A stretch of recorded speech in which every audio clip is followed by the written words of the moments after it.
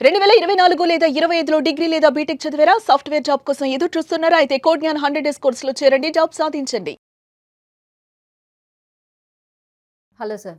Sir ఇప్పుడు చాలామంది credit cards తీసుకుంటూ ఉంటారు. యూజ్ చేసిన తర్వాత వాటిని చెల్లించలేక ఎక్కువ మొత్తంలో అయిపోవడం వల్ల వాటిని చెల్లించలేక ఆత్మహత్యలు చేసుకోవడం జరుగుతూ ఉంటుంది. అలాగే చాలామంది దగ్గర నుంచి బిజినెస్ పర్పస్ అప్పులు తెచ్చుకొని అది తీర్చలేకపోతూ ఉంటారు. ఆ టైంలో కూడా ఆత్మహత్యలు చేసుకుంటూ ఉంటారు. వీటన్నిటికి ఆత్మహత్యలే శరణమా? అసలు వీటి నుంచి బయటపడే మార్గాలనేవి లేవా? ప్రధానంగా మనకు క్రెడిట్ కార్డ్స్ విషయానికి వచ్చేసరికి ఏమైద్ది అంటే, జనరల్‌గా క్రెడిట్ కార్డ్స్ అనేది మనకు సిబిల్ స్కోర్‌ని బట్టి గానీ, లేకపోతే మనకి ఎర్నింగ్ కెపాసిటీని బట్టి గానీ బ్యాంకులు ఇష్యూ చేస్తుంటాయి. వీటిని మనం ఎప్పుడు కూడా అన్‌సెక్యూర్డ్ లోన్స్ అంటాం. అన్‌సెక్యూర్డ్ లోన్స్ అంటే ఏంది అంటే, మనకు బ్యాంక్ మన దగ్గర నుంచి ఏది తనఖా పెట్టుకోకుండా, ఓన్లీ మన ఎర్నింగ్ కెపాసిటీ చూసి, మన పేమెంట్ రికార్డ్ చూసి, మన క్రెడిట్ కార్డులు గానీ, పర్సనల్ లోన్స్ గానీ ఇష్యూ చేస్తూ ఉంటాయి. అవి ఇష్యూ చేసినప్పుడు ఏమైద్ది అంటే, అది ప్రతి వ్యక్తికి జీవితంలో ఏదో ఒక దశలో కంపల్సరీ వాళ్ళకు 100% ఏదైనా ఒక ఫైనాన్షియల్‌గా క్రైసిస్ వచ్చేస్తది.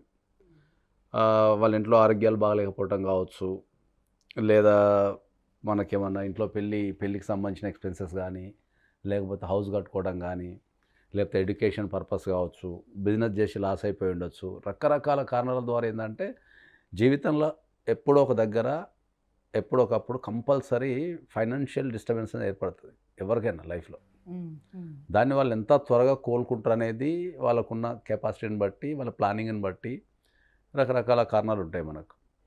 సో, ఎప్పుడైతే జనరల్‌గా ఏమైతదంటే మనకు ఈ మధ్య కాలంలో ఈ క్రెడిట్ కార్డ్ కట్టలేక ఆత్మహత్య చేసుకోవడం గానీ, లేదా ఇల్లు ఖాళీ చేసి వెళ్ళిపోవడం గానీ, ఇట్లాంటివన్నీ చేస్తుంటారు జనరల్‌గా.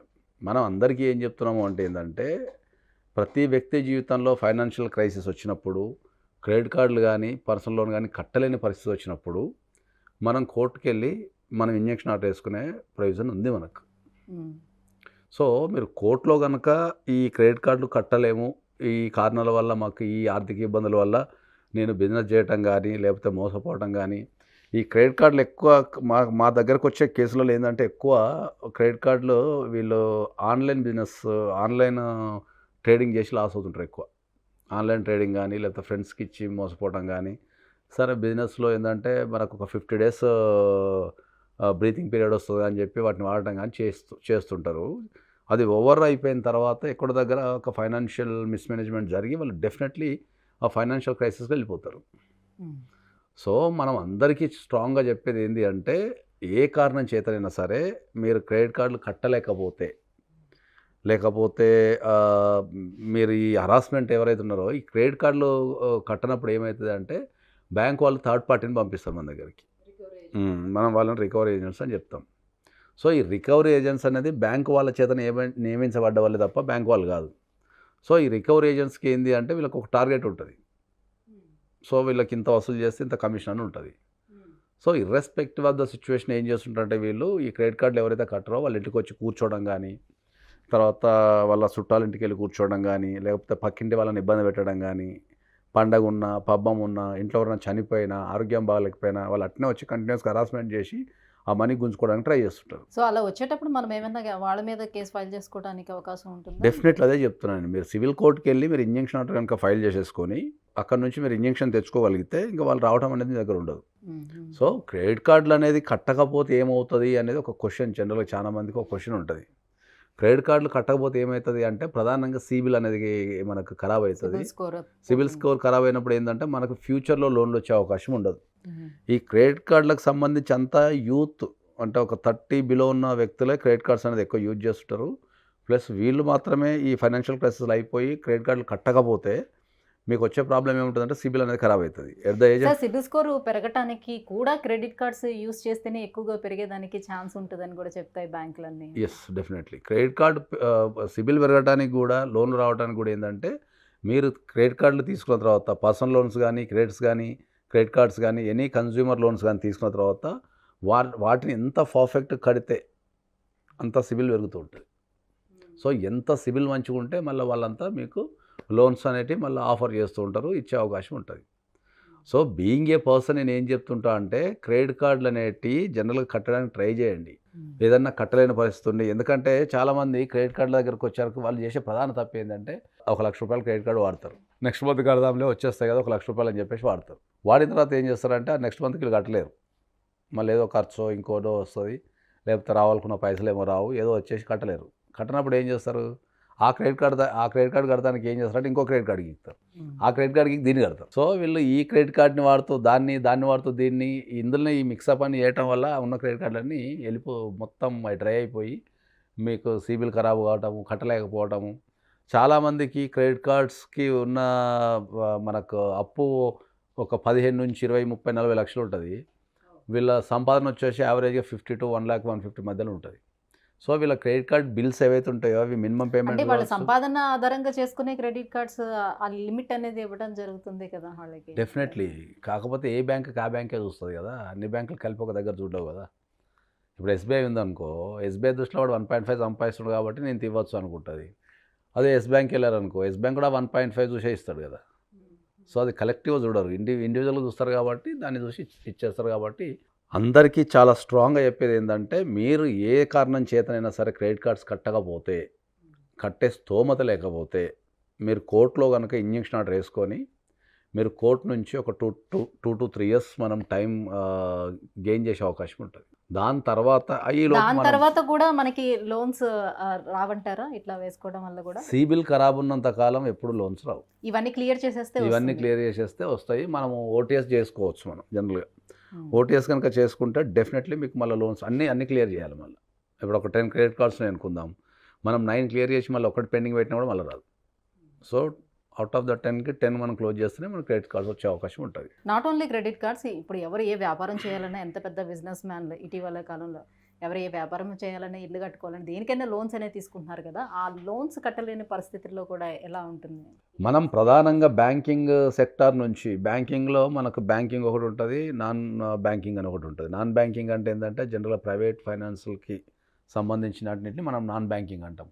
నాన్ బ్యాంకింగ్ అంటే ఏంది, మనకు ఇప్పుడు శ్రీరామ్ ఫైనాన్స్ కావచ్చు, చోళమండలం ఫైనాన్స్ కావచ్చు, తర్వాత నేవీ ఫైనాన్స్ అని ఇట్లా రకరకాల కంపెనీస్ ఉంటాయి.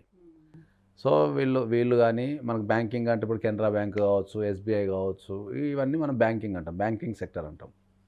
సో ఈ బ్యాంకింగ్ సెక్టర్ కానీ నాన్ బ్యాంకింగ్ సెక్టర్ కానీ మనకు 2 రకాల లోన్స్ ఇస్తాయి మనకు ప్రధానంగా. ఒకటి సెక్యూర్ లోను, 2 అన్సెక్యూర్ లోన్. సెక్యూర్ లోన్ అంటే ఏంటి అంటే మన దగ్గర ఉన్న ఏదో ఒకటి తాకట్టు పెట్టుకొని ఇచ్చేదాన్ని సెక్యూర్ లోన్ అంటాం. సో మన దగ్గర ఉన్న ఏదో ఒకటి తాకట్టు పెట్టుకొని ఇస్తారు కాబట్టి ఏదన్నా కారణం చేత మనం కట్టకపోతే ఆ సెక్యూరిటీని గుంజుకునే అధికారం, లేదా దాన్ని అమ్ముకొని లోను వసూలు చేసుకునే అధికారం ఆ బ్యాంకింగ్కి కానీ లేకపోతే మనకు ఫైనాన్షియల్ ఇన్స్టిట్యూషన్ కానీ ఉంటుంది. సో సెక్యూర్ లోన్స్లో బ్యాంకింగ్ కానీ, బ్యాంకర్స్ కానీ, ఫైనాన్షియల్ ఇన్స్టిట్యూట్స్ కానీ పెద్ద టెన్షన్ తీసుకోరు, ఎందుకంటే వాళ్ళ చేతిలో ఆల్రెడీ ఒక సెక్యూరిటీ ఉంది కాబట్టి. దీనికి మనకు రకరకాల మళ్ళీ ఇప్పుడు ఆ సెక్యూర్ లోన్ వసూలు చేసుకోవడానికి కూడా మళ్ళీ చట్టంలో ప్రొవిజన్స్ ఉంటాయి. ఇప్పుడు మీరు ఇంతకుముందు అన్నట్టు ఇప్పుడు మనం బిజినెస్ లోన్ కనుక తీసుకుంటే మనం జనరల్గా ఇల్లు తనఖా పెట్టి కానీ, మార్టిగేజ్ పెట్టి కానీ, మనం ప్రధానంగా సెక్యూర్ లోన్కి వచ్చారికి ఎప్పుడైనా కూడా ఏంటంటే మనం భూములు ఎక్కువ సెక్యూర్ చేస్తుంటాం. భూములు కానీ, అసెట్స్ కానీ మనం ఇమ్మూవబుల్ ప్రాపర్టీస్నే మనం సెక్యూరిటీ కింద పెట్టి లోన్స్ తీసుకుంటుంటాం. ఇమ్మూవబుల్ ప్రాపర్టీస్ అంటే ఏముంటాయి మనకు జనరల్గా బిల్డింగ్స్, ఫ్లాట్స్, తర్వాత ఓపెన్ ప్లాట్స్, ఇవన్నీ ఇమ్మూవబుల్ సెక్యూరిటీ ఉంటాయి. ఇంకా మనం పెట్టగలిగేటి ఏముంటాయి, మూవబుల్ సెక్యూరిటీ అంటాం. మూవబుల్ సెక్యూరిటీ అంటే ఏముంటుంది అంటే మనకు షేర్స్ కూడా పెట్టుకొని లోన్స్ ఇస్తారు. తర్వాత బంగారం పెట్టుకొని కూడా లోన్స్ ఇస్తారు. కొన్ని సందర్భాల్లో వెహికల్స్ పెట్టుకొని కూడా లోన్స్ ఇస్తారు. ఇవన్నీ మూవబుల్ అంటాం. సో ఎక్కువ లోన్స్ సెక్యూర్ లోన్స్లో ఏంటంటే ఇమ్మూవబుల్ ప్రాపర్టీకి సంబంధించిన లోన్సే ఉంటాయి. ఇమ్మూవబుల్ ప్రాపర్టీకి సంబంధించిన ఏదైతే లోన్స్ వాళ్ళు రికవరీ చేసుకోవాలంటే దానికి డెట్ రికవరీ ట్రిబ్యునల్ ఒక కోర్టు ఉంటుంది, దాన్ని సర్ఫేసీ యాక్ట్ అంటారు. ఆ సర్ఫేసీ యాక్ట్ కింద ఈ సెక్యూర్ లోన్స్ని వసూలు చేసుకునే అధికారం బ్యాంకుకు ఉంటుంది, బ్యాంకు కానీ ఫైనాన్షియల్ ఇన్స్టిట్యూషన్ కానీ ఉంటుంది. When it comes to the unsecure లోన్కి మ్యాక్సిమం ప్రొవిజన్స్ లేవు, వసూలు చేసుకున్న ప్రొవిజన్స్ మ్యాక్సిమం లేవు. కొన్ని ఉన్నాయి, ఏమంటాయి ఆర్బిట్రేషన్ యాక్ట్ అని కానీ, లేకపోతే సెటిల్మెంట్ యాక్ట్ అని 2-3 యాక్ట్స్ ఉన్నాయి, కానీ అంత పవర్ఫుల్ యాక్ట్స్ కావాలి. సో ఎప్పుడైతే బ్యాంకింగ్కి వసూలు చేసుకునే అధికారం పవర్ లేదో అప్పుడే ఈ రికవరీ ఏజెంట్స్ అనేది ఎంటర్ అవుతారు.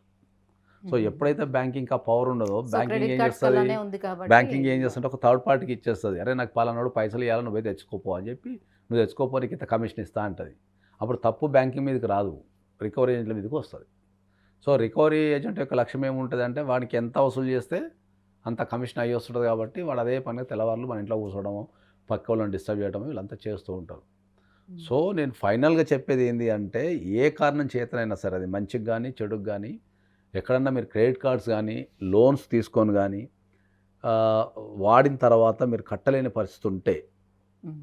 మీరు ఏ రకంగానూ మీరు చనిపోవటం కానీ లేకపోతే ఎదుటి వాళ్ళని చంపటం కానీ కొన్ని సందర్భాలు మనం చూసిన సందర్భాలు చిన్నపిల్లలను కూడా చంపి వాళ్ళు చచ్చిపోతున్నారు పాపం. మ్మ్. సో అవన్నీ చేయకుండా మీరు ధైర్యంగా కోర్టుకి వెళ్ళండి, ఇంజెక్షన్ ఆర్డర్ అప్లై చేసుకోండి. డెఫినెట్లీ మీకు కోర్టు ఇంజెక్షన్ ఆర్డర్ ఇస్తుంది. దాని నుంచి మీరు ఒక 2 to 3 years మీరు టైం బై చేసేసుకొని ఆ టైంలో మీరు ఫైనాన్షియల్గా రీకన్స్ట్రక్షన్ చేసేసుకొని మీరు లోన్స్ కట్టే అవకాశం ఉంటుంది. Right, thank you sir, thank you so much.